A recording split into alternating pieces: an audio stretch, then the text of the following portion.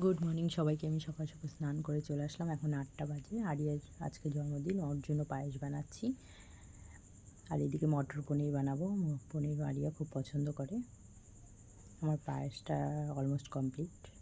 এখন 9:30 বাজে প্রায়। এদিকে পনিরও কমপ্লিট। ফ্রেশ ক্রিম দিয়ে একটু বাটার দিয়ে পনিরটা নামিয়ে আমি চলে গেলাম রেডি হতে। রেডি হয়ে বেরিয়ে গেলাম পার্লারের জন্য।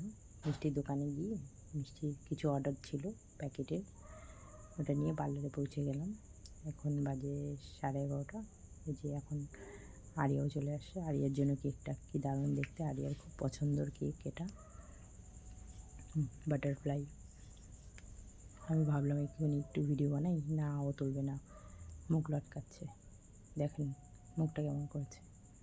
সবাই মিলে আন্টি, নিহাদি, শর্মির ছেলে সবাই চলে আসছে। এখন কেক কাটা হবে।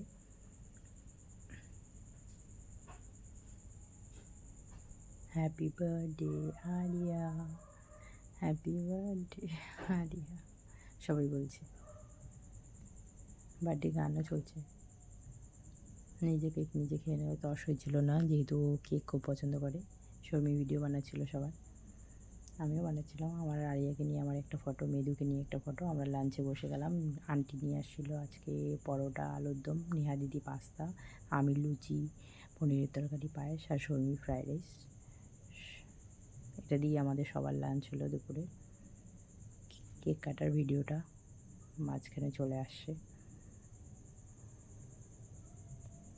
আমি মন্দিরে গেছিলাম জ্যামি আরিয়ার সাথে ওই মিষ্টি প্যাকেটগুলো বাটতে। আমি হেঁটে হেঁটে থানা মোড় থেকে চলে আসলাম পার্লারে। এসে আরিয়ার জন্য সাজানো পার্লারটা, বেলুন টেলুন সাজানোটা আমি একটু ভিডিও করে নিলাম। বাড়ি চলে আসলাম। এখন আমি রেডি হয়ে ফ্রেশ হয়ে